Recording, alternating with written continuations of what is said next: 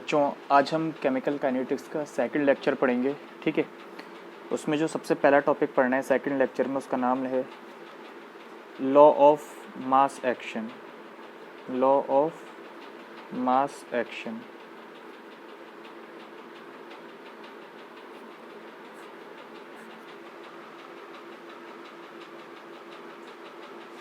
ठीक है बच्चों, तो लॉ ऑफ मास एक्शन है ना। वैसे तो ये लॉ आपको केमिकल काइनेटिक्स में पढ़ाया जाता है ना, लेकिन हम इसको यहीं कवर करेंगे केमिकल काइनेटिक्स में नहीं, सॉरी, इक्विलिब्रियम चैप्टर में, है ना। लेकिन हम इसको आज यहीं कवर कर लेंगे। अगर 11th में हमने वो चैप्टर कवर कर लिया होता तो ये आता होता इस वक्त आपको। ठीक है, कोई बात नहीं। तो बहुत आसान सा लॉ है। क्या बोलता है लॉ ऑफ मास एक्शन? पहले मैं इसका स्टेटमेंट लिख देता हूँ, ठीक है, फिर समझाऊंगा एग्जाम्पल देकर तो ज़्यादा आसान लगेगा। ठीक है, इसका स्टेटमेंट देख लो लॉ ऑफ मास एक्शन का।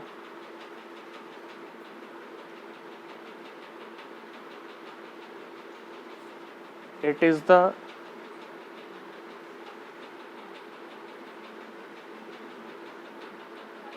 एक्सप्रेशन, ये एक ऐसी एक्सप्रेशन होती है, इट इज़ द एक्सप्रेशन मतलब ऐसी इक्वेशन होती है, ऐसा बोल दो,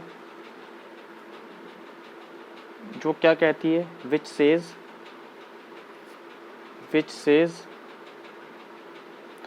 that rate of a reaction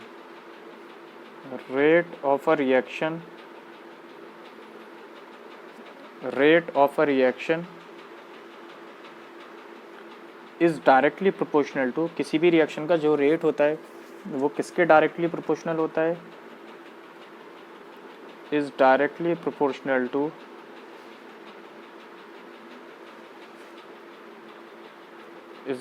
proportional to active masses of the reactants, is directly proportional to active masses of the reactants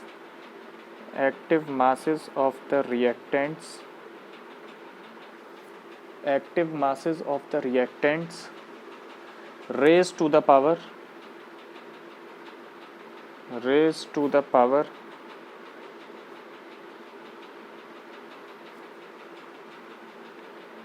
their stoichiometric coefficients.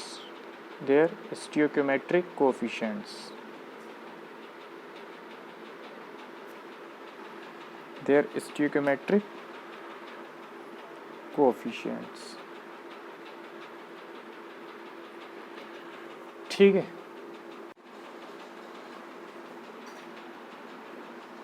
तो इसका एक्सप्रेशन है लॉ ऑफ मास एक्शन का कि किसी भी रिएक्शन का जो रेट होता है वो डायरेक्टली प्रोपोर्शनल होता है कंसंट्रेशन, किसके कंसंट्रेशन के?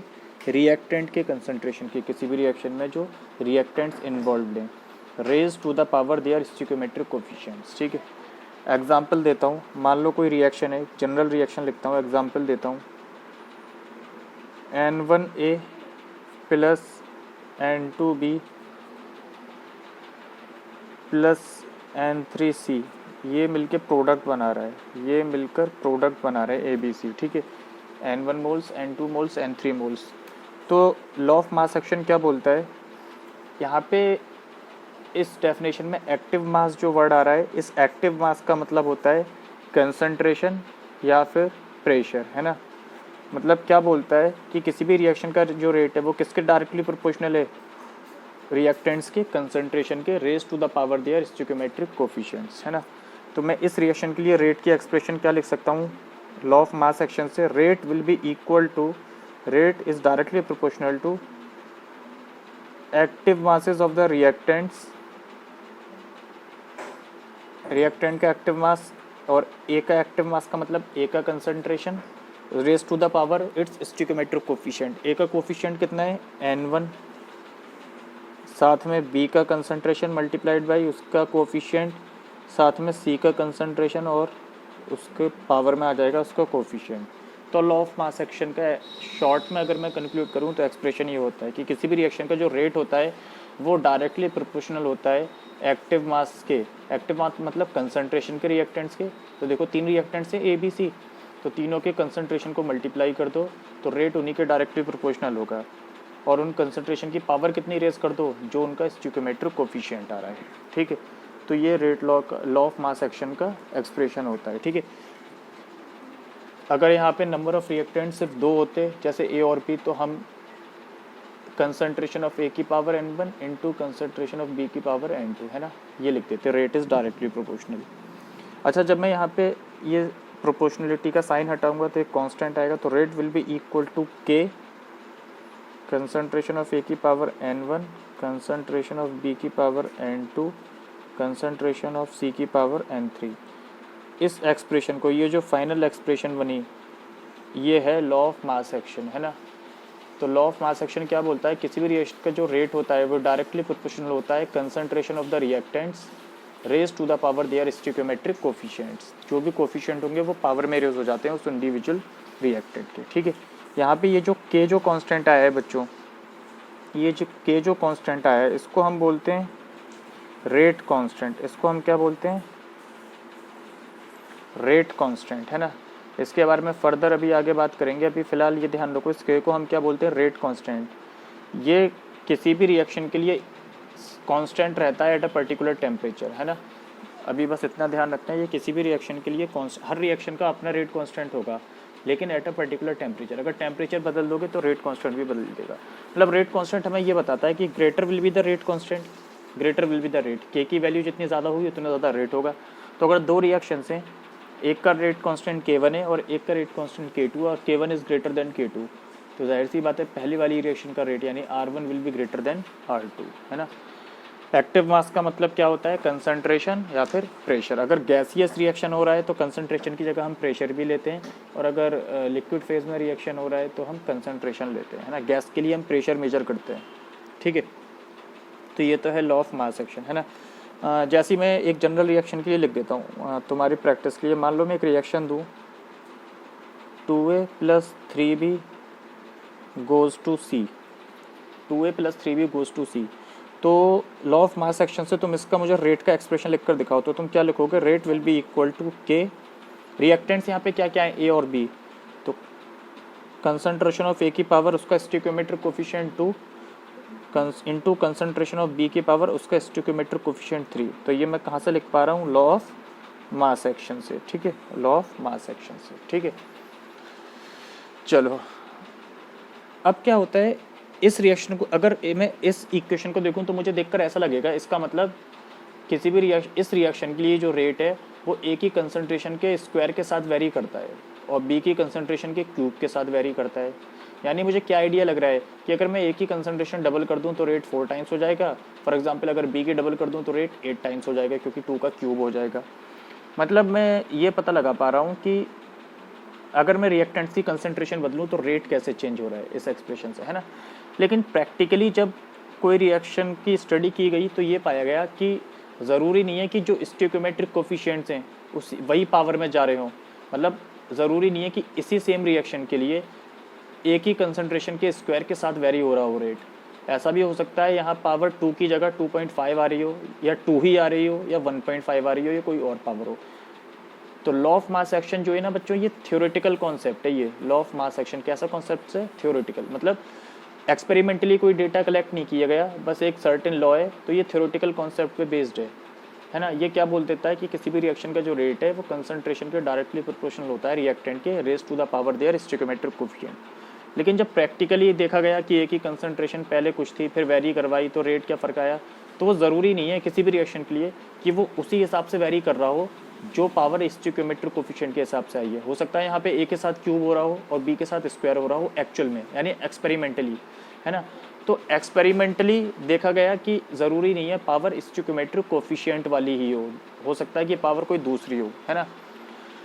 तो ऐसी एक्सप्रेशन जिसमें एक्चुअल वेरिएशन हमें पता चलता है कि रेट किस तरह से वेरी कर रहा है रिएक्टेंट्स की पावर के साथ, उस एक्सप्रेशन को हम क्या बोलते हैं, रेट लॉ बोलते हैं, है ना। तो एक बात मैं लिखवाता हूँ, तो ये तो थ्योरेटिकल कॉन्सेप्ट है लॉ ऑफ मास एक्शन का, but in actual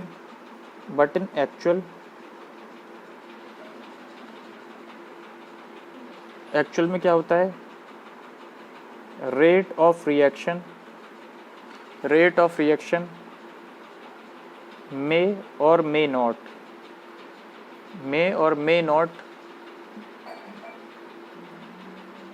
depend upon है ना। तो एक्चुअल में क्या है, ज़रूरी नहीं है कि ए की n1 पावर के साथ ही वेरी हो रहा हो रेट, या बी की n2 पावर के साथ ही वेरी हो रहा हो रेट, है ना। पावर कुछ बदल भी सकती है, तो यही लिखवा रहा हूँ। But in actual rate of reaction may और may not depend upon n1 or n2 powers of the reactants, may not depend upon n1 comma n2 powers of reactants, n1 और n2 power of reactants। तो फिर actual में इसका मतलब क्या है, actual में मैं क्या लिख सकता हूँ, इन एक्चुअल रेट, इस तरह से नहीं लिख पाऊंगा एक्चुअल में। क्यों? क्योंकि ज़रूरी नहीं है कि स्टोइकोमेट्र कोफिशिएंट जो है वही पावर में आ रहा हो, है ना। हो सकता है कुछ अलग रेट पे चेंज कर रहा हो रेट। तो एक्चुअल में मैं क्या लिख सकता हूँ, rate is directly proportional to concentration of A की पावर। यहाँ पे तो मैंने लॉ ऑफ मास एक्शन क्या बोलता है, कंसंट्रेशन ऑफ ए की पावर में क्या जाएगा, उसका स्टोइकोमेट्र कोफिशिएंट। लेकिन एक्चुअल में क्या होगा, ज़रूरी नहीं है कि उसका स्टोइकोमेट्र कोफिशिएंट ही जाए, कोई और नंबर भी हो सकता है। तो इसलिए मैं अल्फ़ा लिख लेता हूँ कि कंसंट्रेशन ऑफ ए की पावर अल्फ़ा, इस वाले रिएक्शन के लिए लिख रहा हूँ कंसंट्रेशन ऑफ बी की power beta and concentration of C की पावर गामा, है ना। अब तुम देख रहे हो क्या फ़र्क है इस एक्सप्रेशन में, क्या है, जो पावर्स हैं वो स्टोइकोमेट्र कोफिशिएंट के इक्वल नहीं है, या हो भी सकती हैं लेकिन अलग भी हो सकती हैं। इस एक्सप्रेशन में क्या आ रहा है, कंसंट्रेशन ऑफ ए की पावर जो उसका स्टोइकोमेट्र कोफिशिएंट है उसी के हिसाब से वेरी कर रहा है रेट, है ना। तो एक्चुअल में क्या होता है, rate is directly proportional to A की power some number alpha, B की power some number beta, C की पावर सम नंबर गामा, ठीक है। जब मैं यहाँ पे ये प्रोपोर्शनलिटी साइन हटाऊंगा, फिर से वही रेट कांस्टेंट आ जाएगा, एक कांस्टेंट आएगा जिसको क्या बोलते हैं, rate constant.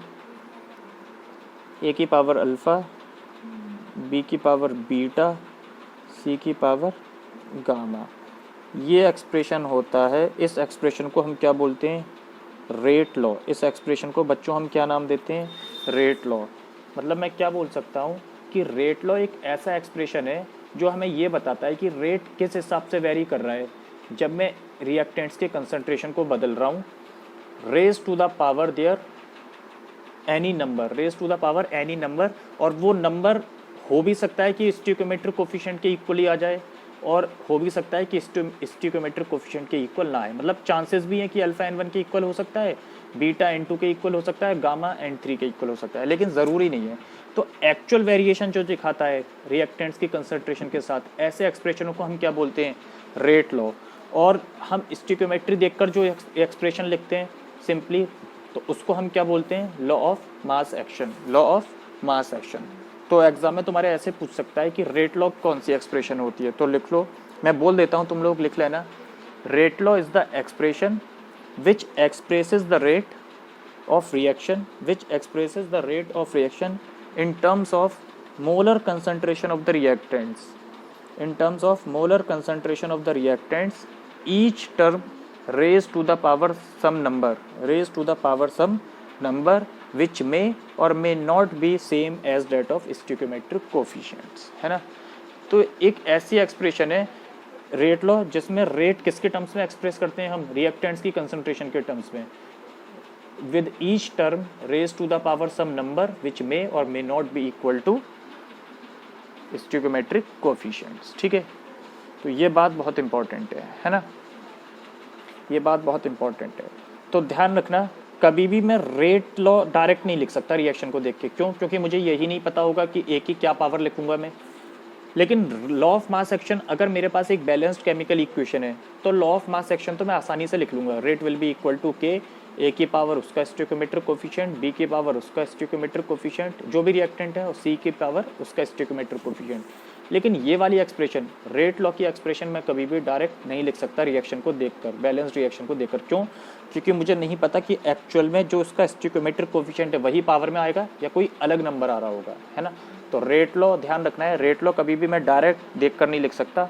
Law of mass action वाली एक्सप्रेशन से रेट में डायरेक्ट देखकर लिख सकता हूँ, है ना। एक बात तो ये ध्यान रखनी है, मैंने रेट लॉ की एक्सप्रेशन की आपको डेफिनेशन बता दी, वो लिख लेना। अब इसमें मैंने आपको एक बात बताई थी कि के को क्या बोलते हैं, के को क्या बोलते हैं वो बात ज़रूर लिख लो। के इज़ नोन एज, मैंने ऊपर लिख दिया था, K is known as rate constant, K is known as rate constant. K को हम बच्चों यहाँ पर क्या बोलते हैं, रेट कांस्टेंट बोलते हैं। तो ज़रा कुछ कैरेक्टरिस्टिक्स देख लेते हैं रेट कांस्टेंट की। रेट कांस्टेंट हमें क्या क्या बताता है। तो अगला ज़रा टॉपिक लिख लेते हैं, characteristics of rate constant, characteristics of rate constant. ठीक है, मैं सिर्फ पढ़ के सुना रहा हूँ, है ना, मैं फ़ोटो भेज दूंगा, अपने नोट्स में लिख लेना। तो 2-3 पॉइंट्स। पहला पॉइंट क्या है कि rate constant is a measure of rate of reaction. Rate constant हमें क्या बताता है, किसी भी रिएक्शन का रेट कितना तेज़ है। जितनी ज़्यादा रेट कांस्टेंट की वैल्यू होगी, रिएक्शन का रेट उतना ही ज़्यादा होगा, है ना। पहले ये बात बता दी थी, 2 रिएक्शन से एक का रेट कांस्टेंट K1 है, दूसरे का रेट कांस्टेंट K2 है, और K1 K2 से ज़्यादा है, तो जाहिर सी बात है रेट यानी R1 भी R2 से ज़्यादा होगा। Greater will be the value of rate constant, greater will be the rate of reaction. पहला पॉइंट तो ये है ना। मैं फ़ोटो भेज दूंगा तो उसको नोट्स में ऐड कर लेना, है ना, प्रॉपरली। सेकंड पॉइंट क्या कहता है कि हर रिएक्शन का एक अपना रेट कांस्टेंट होता है एट अ पर्टिकुलर टेम्परेचर। यानी अगर मैं टेम्परेचर फिक्स कर दूं तो हर रिएक्शन का एक अपना पर्टिकुलर रेट कांस्टेंट होता है। फॉर एग्जांपल, मान लो ये वाली रिएक्शन थी, अगर ये 25 डिग्री सेल्सियस पे हो रही है तो उसके एक रेट कांस्टेंट की पर्टिकुलर वैल्यू हो जाएगी। अगर मैं टेम्परेचर फिक्स रख रहा हूँ तो रेट कांस्टेंट की वैल्यू उस रिएक्शन की वही रहेगी। हाँ, अगर टेम्परेचर बदल दूंगा तो रेट कांस्टेंट बदल जाता है। तो क्या सीख सकते हो इस बात से कि rate constant depends upon temperature, है ना। लेकिन for a particular temperature every reaction has a particular rate constant, है ना। थर्ड पॉइंट क्या कहता है कि रेट कांस्टेंट, जाहिर सी बात है, अभी इसी पॉइंट से पता चल गया, चेंजेस विद टेम्परेचर। अगर मैं टेम्परेचर बदल दूंगा तो किसी भी रिएक्शन का रेट कांस्टेंट बदल जाएगा। वैसे बढ़ता है ना, अभी सिर्फ इतना बोलूँगा, बदल जाएगा।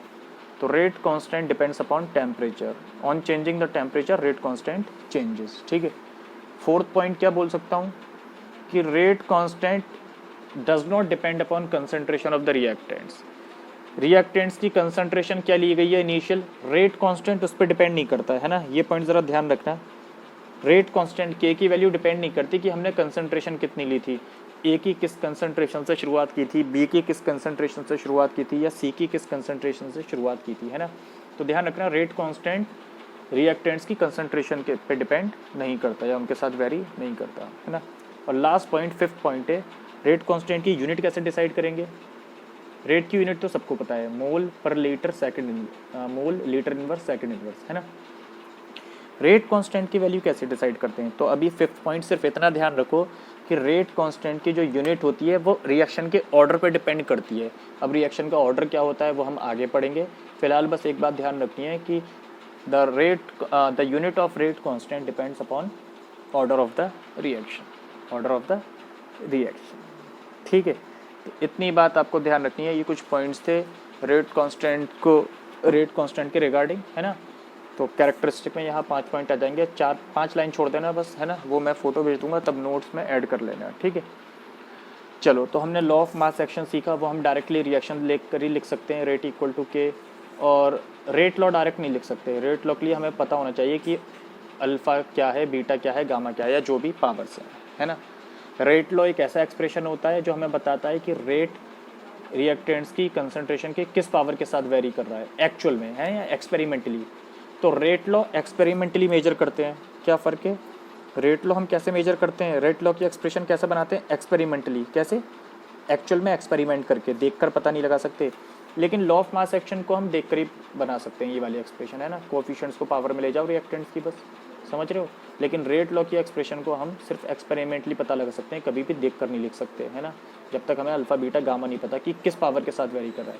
लेकिन लॉ ऑफ मास एक्शन की बात करूँ तो डायरेक्ट लिख सकता हूँ, रिएक्शन को देख के, है ना। तो रेट लॉ की एक्सप्रेशन की डेफिनेशन भी बता दी है, वो यहाँ पे लिख लेना, इसके जस्ट नीचे। फिर ये डालना कैरेक्टरिस्टिक्स ऑफ रेट कांस्टेंट, फिर वो पॉइंट्स लिखना जो मैंने बोले, है ना, वो मैं भेज दूंगा। अब ज़रा आगे बात करते हैं, order and molecularity of a reaction. Order and molecularity of a reaction, किसी भी रिएक्शन का ऑर्डर और उसकी मॉलिक्यूलरिटी का क्या मतलब होता है। Order and molecularity of a reaction, order and molecularity of a reaction. किसी भी रिएक्शन के ऑर्डर और मॉलिक्यूलरिटी का मतलब क्या होता है। मॉलिक्यूलरिटी सबसे पहले हम सीख लेते हैं, मॉलिक्यूलरिटी क्या होता है। तो सबसे पहले इसमें लिख लेते हैं, व्हाट इज मॉलिक्यूलरिटी। देखो बच्चों, होता क्या है, रिएक्शन होने का फंडा क्या है। रिएक्टेंट मॉलिक्यूल्स आपस में आके टकराते हैं, उनका इफेक्टिव कॉलिजन होता है और जिससे वो प्रोडक्ट में बदलते हैं, है ना। मतलब अगर कोई भी रिएक्शन होना है तो केमिकल काइनेटिक्स क्या बोलती है कि भाई रिएक्शन तभी होगा जब रिएक्टेंट मॉलिक्यूल्स आपस में आकर टकराएंगे और वो किस में बदलेंगे, प्रोडक्ट में बदल जाएंगे, है ना। मतलब क्या है कि रिएक्टेंट मॉलिक्यूल्स का आपस में टकराना ज़रूरी है प्रोडक्ट बनने के लिए, है ना। वही मॉलिक्यूलरिटी है। मॉलिक्यूलरिटी क्या होता है कि कितने रिएक्टेंट मॉलिक्यूल्स आपस में टकरा रहे हैं प्रोडक्ट बनाने के लिए, उसी रिएक्शन के हम उस चीज़ को क्या बोल देते हैं, मॉलिक्यूलरिटी। मतलब कितने रिएक्टेंट मॉलिक्यूल्स आपस में आकर टकरा रहे हैं कि वो प्रोडक्ट में बदल जाए, वो प्रोडक्ट में बदल जाए, हम उसी को क्या बोल देंगे, उस रिएक्शन की मॉलिक्यूलरिटी, है ना। तो मॉलिक्यूलरिटी की डेफिनेशन लिख लो।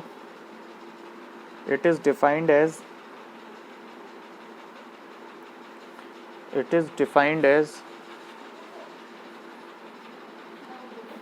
number of reactant molecules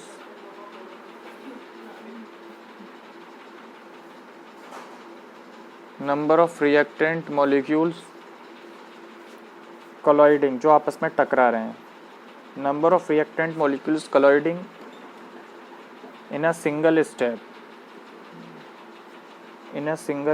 colloiding in a single step reaction।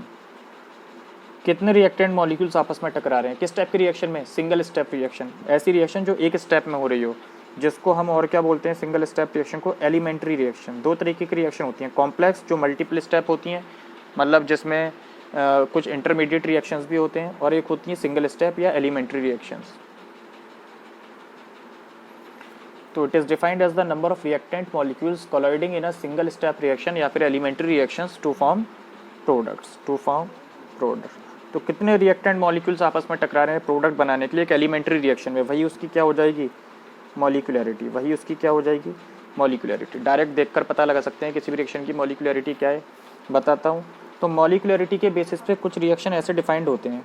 कभी हम रिएक्शन को बोलते हैं यूनिमॉलिक्यूलर। क्या बोल देते हैं, यूनिमॉलिक्यूलर, मतलब रिएक्शन हैविंग मॉलिक्यूलरिटी 1। तो यूनिमॉलिक्यूलर का मतलब मॉलिक्यूलरिटी की वैल्यू कितनी आ रही है, 1। तो कोई भी रिएक्शन जिसकी मॉलिक्यूलरिटी की वैल्यू 1 है उसको मैं क्या बोल दूंगा, यूनिमॉलिक्यूलर। यहाँ पे मॉलिक्यूलरिटी कितनी होगी, 1 होगी। एग्जाम्पल, सर कैसे पता चलेगा कि मॉलिक्यूलरिटी 1 है। एक एग्जाम्पल लिखता हूँ, Br2 कन्वर्ट हो रहा है 2Br में। कितने मॉलिक्यूल्स कंबाइन कर रहे हैं रिएक्टेंट के, जो स्टोइकियोमेट्रिक कोफिशिएंट होगा वही उसके मॉलिक्यूल्स हो जाएंगे। एक मॉलिक्यूल ही तो रिएक्ट कर रहा है Br2 का, एक मॉलिक्यूल, सिंगल मॉलिक्यूल। तो इस रिएक्शन की मॉलिक्यूलरिटी कितनी हो गई, 1 हो गई। तो डायरेक्ट देखकर पता लगा सकता हूँ, ठीक है, मॉलिक्यूलरिटी कितनी होगी। तो ऐसे रिएक्शन को क्या बोल दूंगा, यूनिमॉलिक्यूलर। दूसरे रिएक्शंस होते हैं बाई मॉलिक्यूलर, ऐसे ट्राई मॉलिक्यूलर भी होते हैं, लेकिन मैं बाई मॉलिक्यूलर तक रुक जाऊंगा। बाई मॉलिक्यूलर, यहाँ पे मॉलिक्यूलरिटी कितनी हो जाएगी बच्चों, 2। यहाँ पे मॉलिक्यूलरिटी कितनी हो जाएगी बच्चों, 2। एग्जाम्पल क्या है, H2 + I2, ये मिलकर मान लो 2HI बना रहे हैं। बताओ कितने रिएक्टेंट मॉलिक्यूल्स रिएक्ट कर रहे हैं, एक हाइड्रोजन का मॉलिक्यूल प्लस एक आयोडीन का मॉलिक्यूल। तो जो स्टोइकियोमेट्रिक कोफिशिएंट है उसको सम कर दिया करो। यहाँ पे एक रिएक्टेंट था तो 1 कोफिशिएंट आ रहा था, यहाँ पे 1 कोफिशिएंट तो 1 + 1 2। तो इस रिएक्शन की मॉलिक्यूलरिटी कितनी हो गई, 2 हो गई। तो क्या बोल सकता हूँ, अगर मॉलिक्यूलरिटी निकालनी है किसी रिएक्शन की तो सिंपली उनके स्टोइकियोमेट्रिक कोफिशिएंट्स को क्या कर दो, सम कर दिया करो। रिएक्शन की क्या आ जाएगी, मॉलिक्यूलरिटी आ जाएगी। रिएक्शन की क्या आ जाएगी, मॉलिक्यूलरिटी आ जाएगी। तो ऐसे ट्राई मॉलिक्यूलर रिएक्शंस होते हैं, है ना। तो बच्चों इसको हम क्या बोलते हैं, रिएक्शन की मॉलिक्यूलरिटी, कि कितने नंबर ऑफ रिएक्टेंट मॉलिक्यूल्स आपस में आके टकरा रहे हैं, है ना। कुछ इंपॉर्टेंट पॉइंट्स मॉलिक्यूलरिटी को लेकर,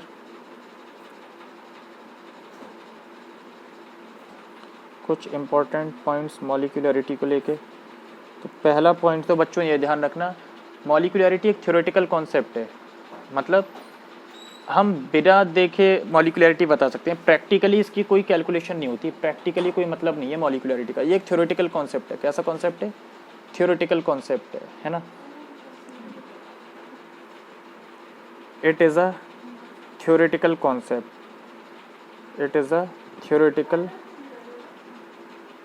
कॉन्सेप्ट, क्योंकि हमें नहीं पता ना कि कितने रिएक्टेंट मॉलिक्यूल्स आपस में टकरा रहे हैं। हम सेपरेट थोड़ी कर सकते हैं जब रिएक्शन हो रहा है कि एक मॉलिक्यूल टकराया, तो मॉलिक्यूल बहुत छोटा होता है ना। तो ये एक थ्योरेटिकल कॉन्सेप्ट है बस, कि रिएक्शन देखकर बता सकते हैं कितनी मॉलिक्यूलरिटी है। It is a theoretical concept. पहली बात तो ये ध्यान रखनी है मॉलिक्यूलरिटी के बारे में। दूसरी बात, मॉलिक्यूलरिटी ज़ीरो नहीं हो सकती, नेगेटिव नहीं हो सकती और फ्रैक्शनल नहीं हो सकती। बिल्कुल सही बात है। अरे मॉलिक्यूलरिटी है क्या? Number of reactant molecules. तो कोई नंबर होगा ना, रिएक्टेंट कितने रिएक्टेंट मॉलिक्यूल्स आपस में टकरा रहे हैं, एक टकराएंगे, दो टकराएंगे, तीन टकराएंगे। अब जीरो तो टकरा ही नहीं सकते वरना रिएक्शन नहीं होगा, और नेगेटिव मॉलिक्यूल्स भी नहीं होते कि -2 मॉलिक्यूल्स टकरा रहे हैं, है ना। और क्या है, और आपके फ्रैक्शनल भी कि 1/2 मॉलिक्यूल टकरा रहा है। मॉलिक्यूल तो एक होल नंबर होगा ना, मॉलिक्यूल, ऐसा थोड़ी हाफ मॉलिक्यूल या 3.2 मॉलिक्यूल, है ना। तो बातें ध्यान रखनी है। Molecularity can't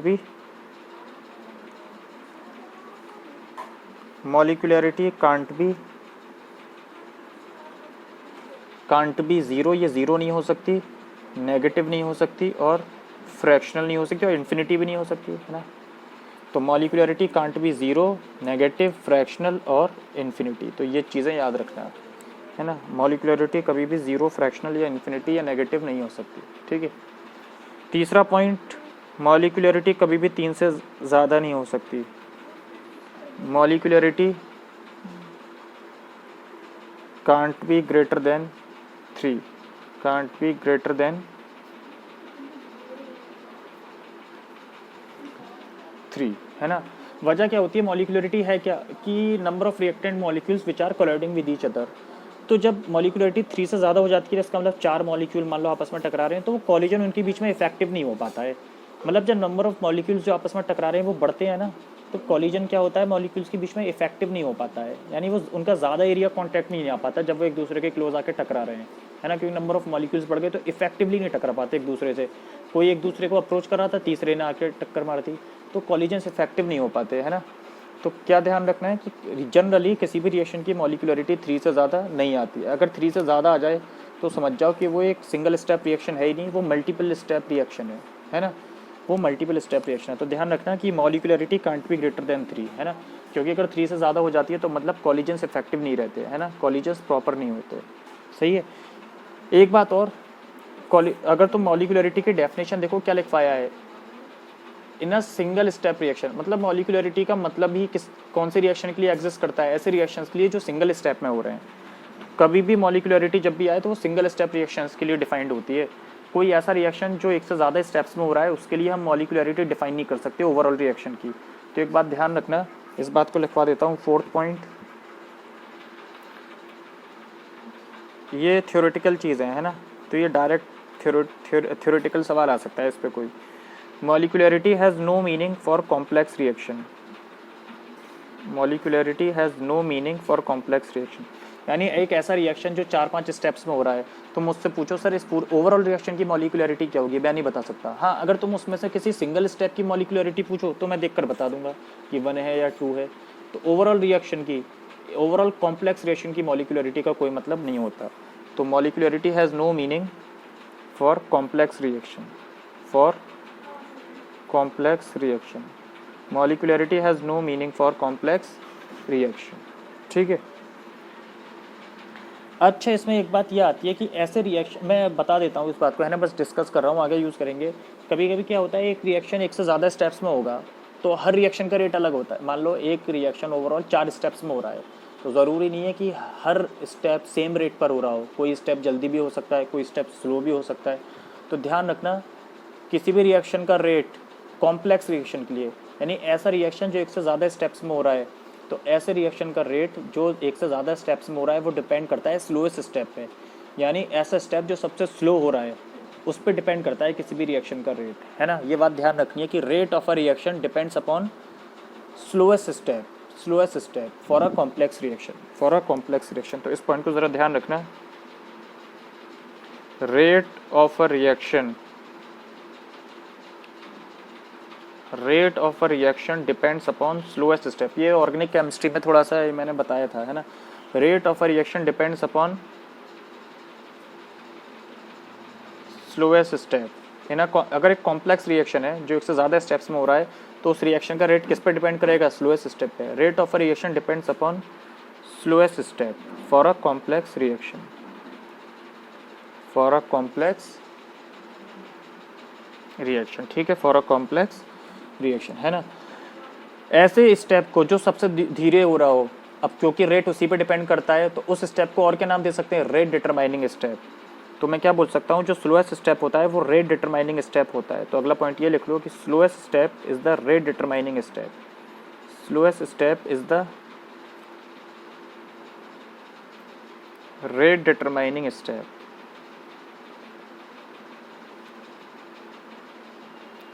slowest step is the rate determining step, है ना। जो स्लोएस्ट स्टेप होता है वही किसी भी रिएक्शन का रेट को क्या करता है, डिटरमाइन करता है, इफेक्ट करता है ना। तो ये मॉलिक्यूलरिटी के बारे में बात की, आसान सा टॉपिक है ना। थ्योरेटिकल कॉन्सेप्ट्स इससे आएंगे, है ना, थ्योरेटिकल क्वेश्चंस बनते हैं इससे। अब हम अगला देख लेते हैं, और क्या पढ़ना था हमें इस टॉपिक में, हमें पढ़ना था ऑर्डर, है ना। तो मॉलिक्यूलरिटी की बात हो गई बच्चों, अब हमें क्या पढ़ना है, ऑर्डर, ठीक है।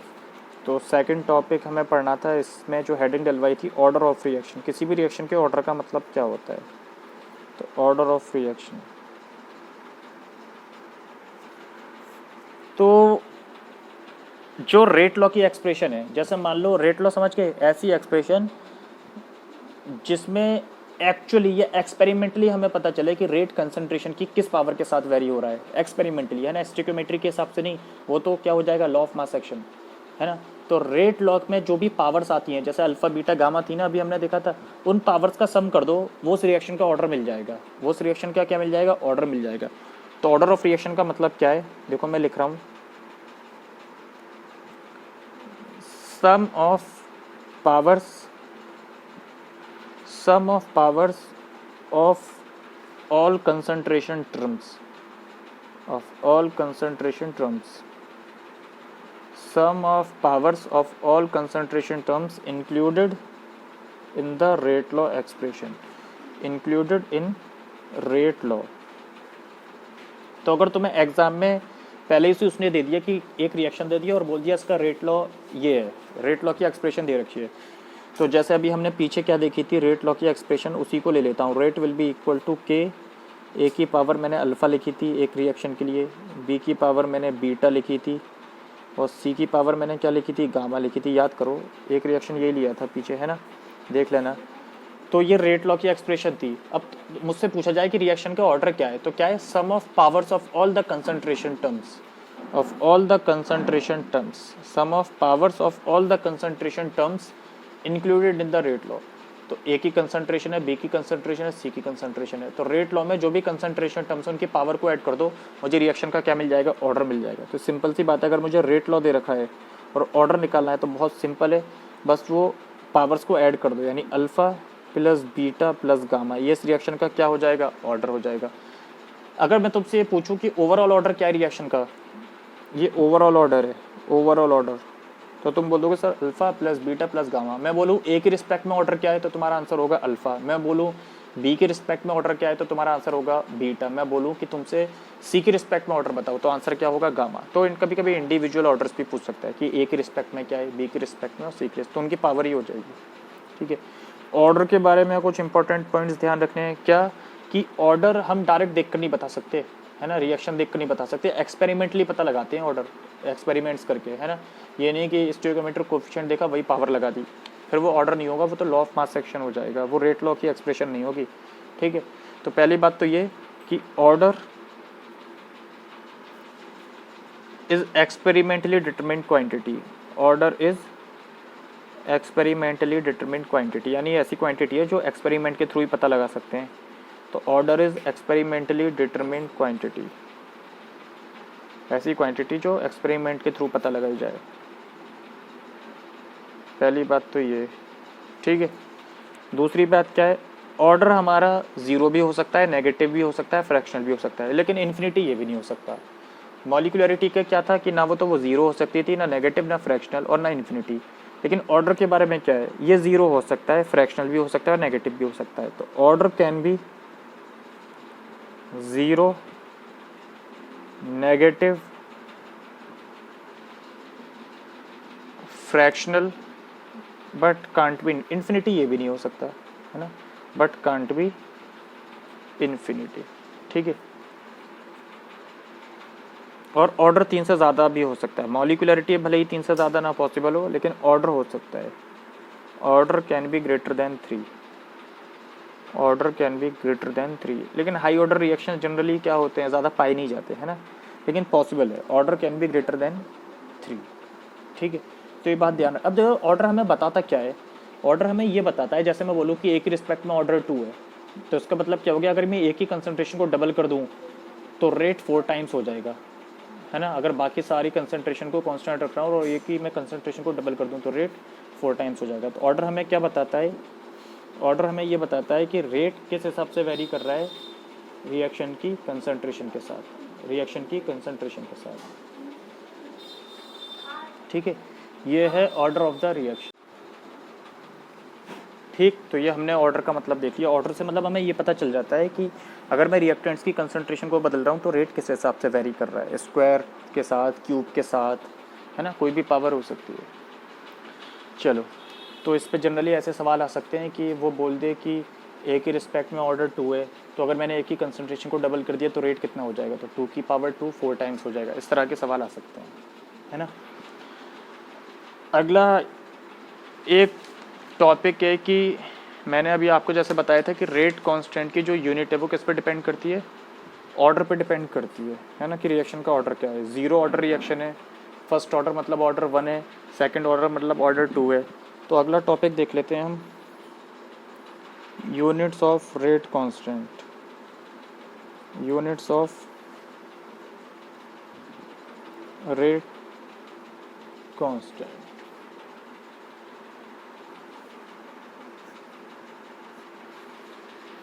यूनिट्स ऑफ रेट कांस्टेंट, है ना। तो ध्यान रखना, रेट कांस्टेंट की यूनिट का एक डायरेक्ट शॉर्टकट फार्मूला बता देता हूँ। यूनिट निकालने का तरीका होता है कंसंट्रेशन की पावर 1 माइनस n और time inverse, time inverse, time की पावर -1, ये फार्मूला होता है यूनिट निकालने का, ठीक है। अब कंसंट्रेशन मतलब अगर लिक्विड रिएक्टेंट से, है ना, तो हम मोलैरिटी में एक्सप्रेस करते हैं, जाहिर सी बात है। कंसंट्रेशन मतलब मोल पर लीटर हो जाएगी कंसंट्रेशन। और अगर हमारे गैसियस फेज में रिएक्शन हो रहा है तो कंसंट्रेशन की जगह हम क्या ले लेते हैं, प्रेशर ले लेते हैं। तो उस केस में हम क्या यूनिट यूज़ कर लेंगे, कंसंट्रेशन की जगह ATM। अगर प्रेशर ATM में मेजर कर रहा हूँ तो ATM की power 1 minus n time inverse, है ना। गैसियस रिएक्टेंट्स के लिए कंसंट्रेशन का मतलब प्रेशर होता है, और लिक्विड में है तो कंसंट्रेशन मतलब मोलैरिटी, है ना। तो अगर गैसियस फेज के रिएक्शंस हैं तो वहाँ क्या आ जाएगा, ATM की power 1 minus n time inverse, where n is the, इन दोनों इक्वेशंस में n क्या है, ये 1 माइनस n जो है, where n is the order of reaction. n क्या है, order of reaction, order of reaction, वहाँ जहाँ पर n क्या है, ऑर्डर ऑफ रिएक्शन। ये डायरेक्ट तरीका है ना, k की यूनिट पता लगा रहेगा। तुम इस एक्सप्रेशन में n की वैल्यू लिख दो। जैसे मैं तुमसे बोलूँ कि 0 ऑर्डर रिएक्शन के लिए, फॉर 0 ऑर्डर रिएक्शन यूनिट पता लगानी है k की, रेट कांस्टेंट की। तो for 0 order reaction, for 0 order n की वैल्यू 0 रख दो। n क्या होता है, ऑर्डर ऑफ द रिएक्शन। तो मुझे किसके लिए निकालना है, 0 ऑर्डर रिएक्शन के लिए। तो n की वैल्यू यहाँ पे 0 पुट कर दो। तो for 0 order reaction n equal to 0, और जब यहाँ पे n की वैल्यू 0 पुट करोगे तो क्या बनेगा, कंसंट्रेशन की पावर 1, 1 माइनस 0 1, और टाइम इनवर्स, टाइम इनवर्स। अब कंसंट्रेशन क्या होता है, मोल पर लीटर, मोलैरिटी तो होता है। तो यहाँ पे ऐसे लिख लो, मोल पर लीटर, पर लीटर मतलब उसे लीटर इनवर्स लिख सकता हूँ।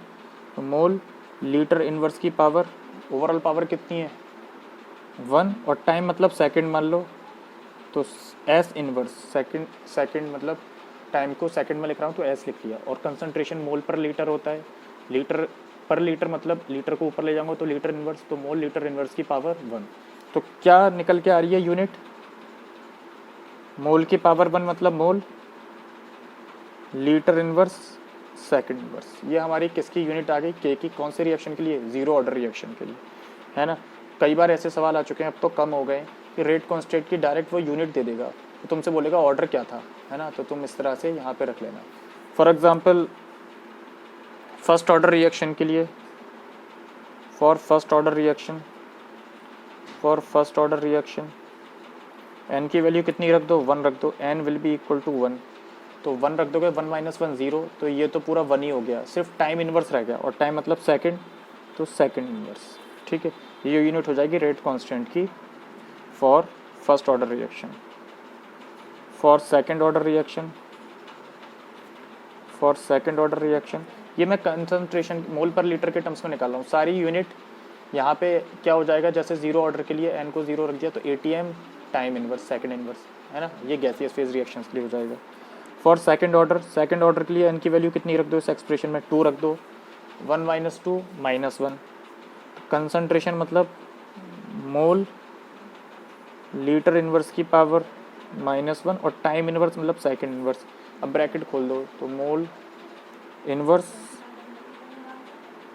-1 इंटू -1 तो पावर +1 हो गई, तो मोल लीटर सेकंड इनवर्स क्या आ गया, mole inverse litre second inverse. ये यूनिट हो जाएगी रेट कांस्टेंट की सेकंड ऑर्डर के लिए, है ना।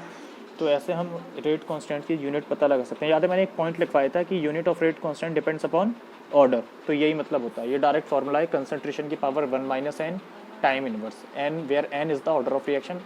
डिफरेंट ऑर्डर्स की वैल्यू रखते जाओ और आराम से रेट कांस्टेंट की यूनिट निकालते जाओ, ठीक है। ये तरीका है रेट कांस्टेंट की यूनिट निकालने का, ठीक है। और इस टॉपिक में बच्चों हमें क्या कवर करना है, फिलहाल आज हम इस टॉपिक को इतना ही रखते हैं, है ना, ज़्यादा कुछ कवर नहीं कर रहे। एक लास्ट क्वेश्चन सॉल्व करवा देता हूँ, फिर हम इसको एंड करते हैं, ठीक है। एक इम्पॉर्टेंट बात और बता देता हूँ, अच्छा हुआ याद आ गई, ठीक है। बहुत इंपॉर्टेंट नोट है ये, ध्यान रखना, बहुत ही ज़्यादा इंपॉर्टेंट, मतलब तुम्हारे अच्छे सवाल ये लगवा देगा कई जगह जहाँ फंसोगे, है ना। ज़्यादा यूज़फुल नहीं है, कम पूछा गया है एक बार JEE मेंस में, लेकिन इसका यूज़ जो है आ सकता है अच्छे सवालों में। क्या बात बोल रहा हूँ, अगर सवाल में उसने पहले ही मेंशन कर दिया है ये एक एलिमेंट्री रिएक्शन है, जो भी रिएक्शन हमें दे रखी है वो एलिमेंट्री है ना। अगर उसने मेंशन कर दिया कि फॉर एन एलिमेंट्री रिएक्शन मतलब एक ही स्टेप में हो रही है, तो ध्यान रखना, for an elementary reaction,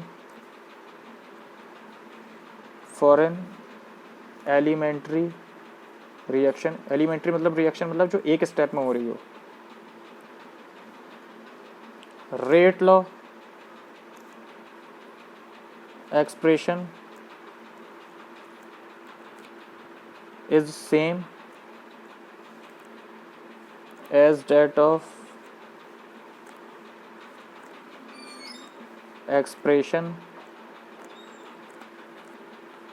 by law of mass action, बहुत इंपॉर्टेंट बात है। अभी इसका मतलब बता देता हूँ कि अगर उसने सवाल में मेंशन कर दिया है कि हमें जो रिएक्शन दे रखी है वो एक एलिमेंट्री रिएक्शन है, एक स्टेप में होने वाली, और फिर मुझे रेट लॉ निकालना पड़ जाए, मान लो वो रेट लॉ पूछ रहा है, तो ध्यान रखना लॉ ऑफ मास एक्शन से जो एक्सप्रेशन बनती है वही हमारी रेट लॉ की एक्सप्रेशन हो जाएगी, वही हमारी किसकी एक्सप्रेशन हो जाएगी, रेट लॉ की एक्सप्रेशन हो जाएगी। और जैसी रेट लॉ की एक्सप्रेशन तुम्हारे सामने आ गई, तुम रिएक्शन का क्या बता सकते हो, ऑर्डर बता सकते हो। इस पर बेस्ड एक छोटा सा एक सवाल करवा देता हूँ। ऐसा सवाल जैसे मतलब मान लो रिएक्शन दे रखा है 3A + B equal two products, ये एक रिएक्शन दे रखा है, तुमसे वो डायरेक्ट ये पूछ रहा है फॉर दिस एलिमेंट्री रिएक्शन, उसने मेंशन कर दिया सवाल में फॉर दिस एलिमेंट्री रिएक्शन की एक एलिमेंट्री रिएक्शन है। राइट रेट लॉ मतलब वो रेट लॉ की एक्सप्रेशन लिखवा रहा है, राइट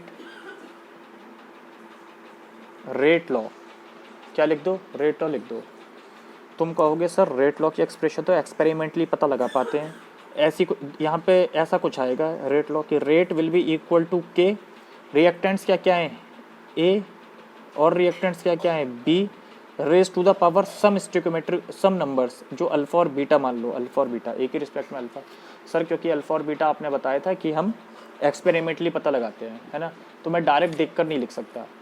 लेकिन क्योंकि सवाल में उसने क्या मेंशन कर दिया है कि ये कैसी रिएक्शन है, एलिमेंट्री रिएक्शन, तो अभी मैंने पीछे लिखवाया है कि एलिमेंट्री रिएक्शन के लिए रेट लॉ की वही एक्सप्रेशन आ जाती है जो किसकी एक्सप्रेशन होती है, लॉ ऑफ मास एक्शन की। इसका मतलब अगर मुझे रेट लॉ लिखना है तो मेरी रेट लॉ की वही एक्सप्रेशन हो जाएगी जो किससे आ रही है, लॉ ऑफ मास एक्शन से। तो मैं डायरेक्ट क्या लिख सकता हूँ, rate will be equal to K, A की पावर क्या लिख दूंगा, लॉ ऑफ मास एक्शन से उसका स्टोइकियोमेट्रिक कोफिशिएंट, और बी की पावर क्या लिख दूंगा 1। तो ये मेरी एक्सप्रेशन क्या हो जाएगी, ये मेरी एक्सप्रेशन हो जाएगी रेट लॉ की। ध्यान रखो रेट लॉ की एक्सप्रेशन कभी अल्फा और बीटा मुझे पता ही नहीं होते रेट लॉ में, वो तो मैं पता लगाता हूँ एक्सपेरिमेंटली। लेकिन अगर उसने सवाल में एलिमेंट्री रिएक्शन लिख दिया है तो तुम लॉ ऑफ मास एक्शन से जो इक्वेशन लिखोगे वही हमारी रेट लॉ की इक्वेशन हो जाएगी, है ना। अब मैं रिएक्शन का ऑर्डर पूछूँ तो क्योंकि रेट लॉ ये आ गया ना, रेट लॉ के जो कोफिशेंट्स का कंसंट्रेशन की जो पावर्स होती हैं उसका सम जो होता है वो ऑर्डर होता है। तो 3 + 1 टोटल ऑर्डर कितना हो जाएगा इस रिएक्शन का, 4 हो जाएगा। कितना हो जाएगा, 4। तो बहुत इंपॉर्टेंट पॉइंट है, ध्यान रखना कि अगर मुझे रेट लॉ की एक्सप्रेशन लिखनी है तो मैं कभी भी रिएक्शन को देखकर नहीं लिख सकता, वो तो एक्सपेरिमेंटली पता लगाते हैं। लेकिन अगर वही रिएक्शन एलिमेंट्री रिएक्शन है तो जो लॉ ऑफ मास एक्शन से एक्सप्रेशन आ रही है वही रेट लॉ की एक्सप्रेशन हो जाएगी किसी भी रिएक्शन के लिए, अगर उसने एलिमेंट्री मेंशन कर दिया है तो।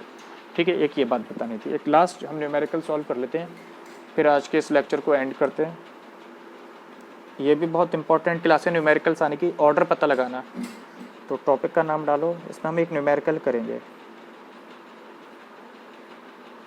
Experimental determination of order of reaction. हम किसी भी रिएक्शन का ऑर्डर कैसे पता लगाएंगे एक्सपेरिमेंटली।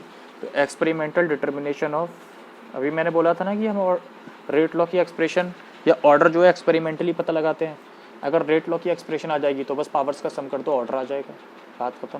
तो experimental determination of order of reaction, किसी भी रिएक्शन का हम ऑर्डर कैसे पता लगाएंगे एक्सपेरिमेंटली। ये सवाल बहुत आते हैं, इवन रिसेंटली 2019 में जेई मेंस में आया था इस टाइप का सवाल, तो मैं बता देता हूँ कैसे करना है। ये फ़िलहाल दूसरा सवाल है, उसी पे बेस्ड है। रिएक्शन दे रखा होता है सवाल में, 2a + b goes to 3c, है ना। अब उसने कुछ मेंशन नहीं करा एट 298 केल्विन, उसने कुछ भी मेंशन नहीं करा कि एलिमेंट्री है या नहीं है, तो हम अपनी तरफ से अज्यूम नहीं करेंगे कि एलिमेंट्री है। अगर एलिमेंट्री उसे देना होगा तो वो स्पेशली वर्ड लिख देगा, है ना।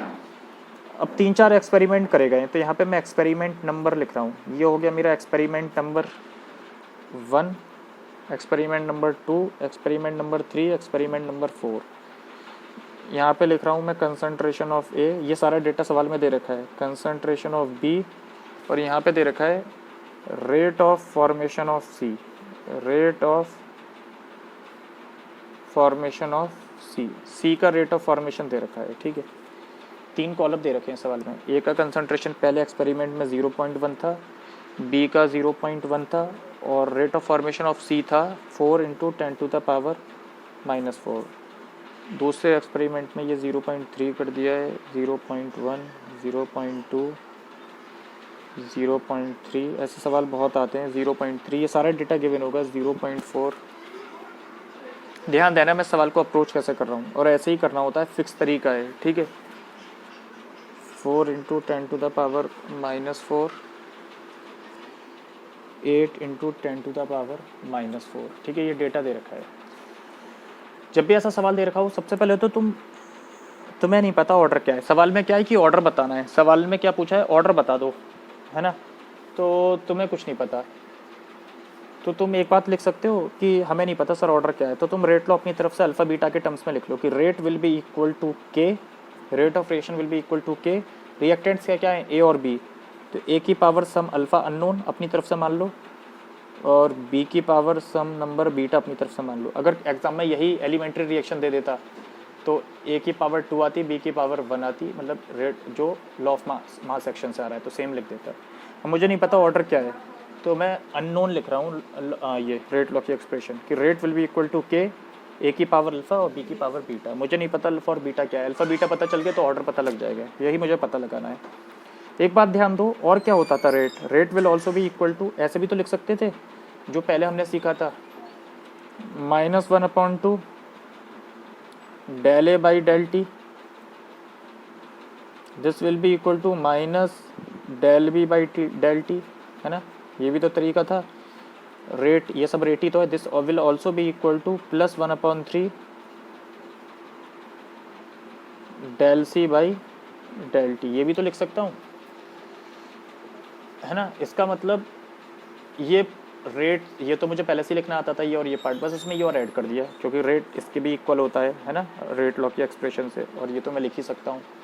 अब देखो मुझे सवाल में डेटा क्या दे रखा है, उसने दे रखा है रेट ऑफ फॉर्मेशन ऑफ सी, यानी उसने मुझे ये दे रखा है ΔC by ΔT, है ना। तो इसका मतलब मैं इसको और इसको आपस में इक्वेट करूँगा रिजल्ट लाने के लिए, क्योंकि मुझे अल्फा और बीटा निकाल लेना है, और ΔC by ΔT दे रखा है रेट ऑफ फॉर्मेशन ऑफ सी। सही बात है, ठीक है। चलो पहले मान लो कोई भी एक्सपेरिमेंट उठा लो, मान लो पहले मैंने पहले एक्सपेरिमेंट के लिए लिखा, तो इन दोनों को आपस में इक्वल लिख रहा हूँ। पहले एक्सपेरिमेंट के लिए देखो के तो मुझे पता ही नहीं है। पहले एक्सपेरिमेंट के लिए एक ही कंसंट्रेशन कितनी थी 0.1, तो 0.1 की पावर अल्फ़ा, 0.1 की पावर अल्फ़ा। पहले एक्सपेरिमेंट के लिए बी की कितनी थी, इसकी भी 0.1 थी, 0.1 की power beta. This will be equal to, इसके इक्वेट करना है तो 1/3 इंटू पहले एक्सप्रेशन के लिए delta C by delta T कितना था, 4 इंटू 10 टू द पावर -4 पहले एक्सपेरिमेंट के लिए, 4 इंटू 10 टू द पावर -4। तो ये आपका आ जाएगा, आप इसको सॉल्व करोगे 1.33 इंटू 10 टू द पावर -4, है ना। अब देखो, अब असली गेम शुरू होता है ना। अब मैं दूसरा एक्सप्रेशन कौन सा लूँ, दूसरा एक्सपेरिमेंट कौन सा लूँ। पहला तो मैंने ये लिख लिया, तो ध्यान रखो तुम्हारे दो अननोन्स है अल्फा और बीटा, तो तुम क्या चाहोगे कि तुम अगला कोई ऐसा एक्सपेरिमेंट ढूंढो जिसमें कम से कम किसी एक कंसंट्रेशन की तो क्या रही हो बच्चों, कांस्टेंट रही हो कंसंट्रेशन, क्योंकि जब मैं दोनों इक्वेशन को डिवाइड करूंगा तो कट जाएगा। अब देखो बी की यहाँ पे कितनी थी 0.1, और किसी जगह 0.1 रही है, नहीं रही है। एक की कितनी थी पहले एक्सपेरिमेंट में 0.1 मैंने लिख रखी है।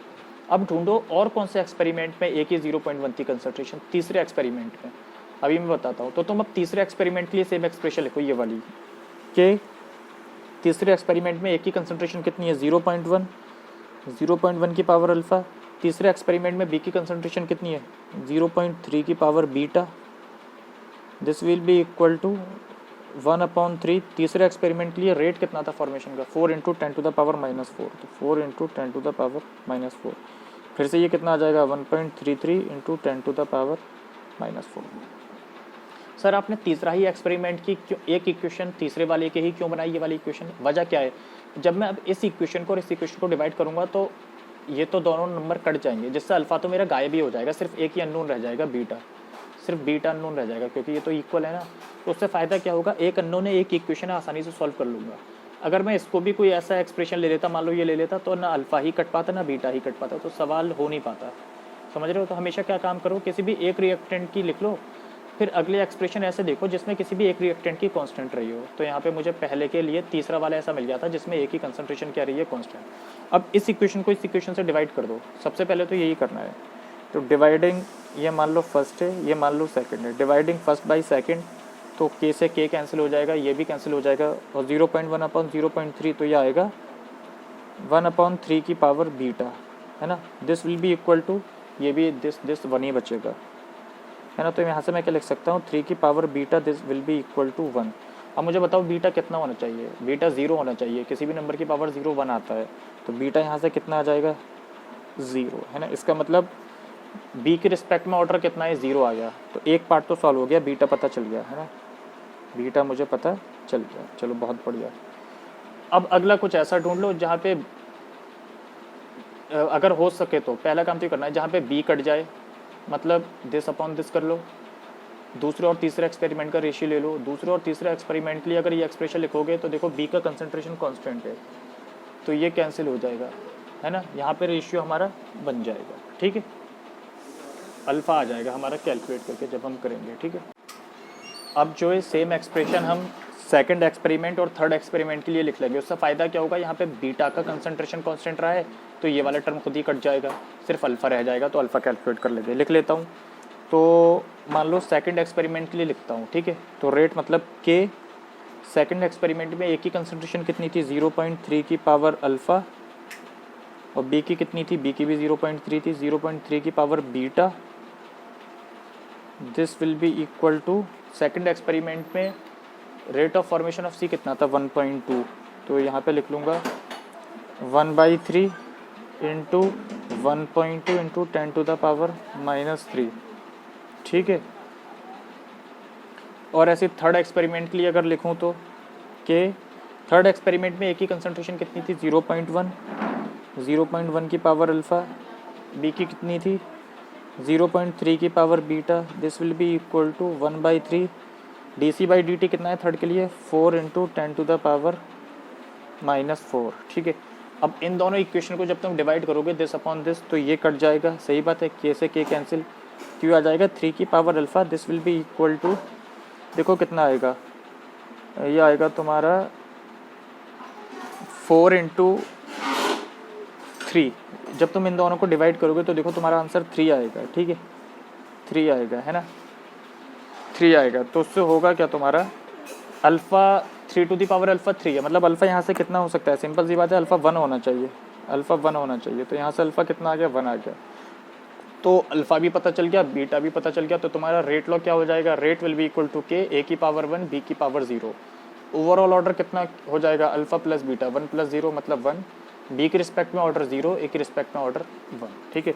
तो ये हमारा कंप्लीट आंसर हो जाएगा। तो ऑर्डर कितना आ जाएगा, 1 प्लस 0, पावर का सम कर दो, 1 plus 0 will be equal to 1। समझ रहे हो कैसे सॉल्व कराए मैंने। तो सबसे पहले उनका रेशियो लो, कोई भी एक एक्सप्रेशन लिख लो, फिर देखो अगला ऐसा एक्सपेरिमेंट जिसमें कम से कम एक कंसंट्रेशन तो कांस्टेंट रहा हो, उससे क्या होगा, तुम्हारा एक नंबर तो सॉल्व हो ही जाएगा। अगली बार में कैलकुलेशन आसान करनी थी मुझे, इसलिए मैंने फिर से ऐसा एक्सपेरिमेंट ढूंढे जिसमें किसी एक रिएक्टेंट का कंसंट्रेशन कांस्टेंट रहा हो।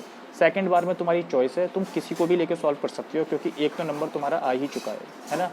कई बार ऐसा होगा कि सिर्फ एक ही मतलब रिएक्टेंट की कंसंट्रेशन कांस्टेंट रही होगी, मतलब जैसे इन दोनों में बी की रही है, हो सकता है कि यहाँ पे सबकी ही अलग रही होती है कि एक ही 1 और 3rd में जैसे यहाँ सेम कंसंट्रेशन, हो सकता है ऐसा ना दे रखा होता, तब भी ये सवाल सॉल्व हो जाता।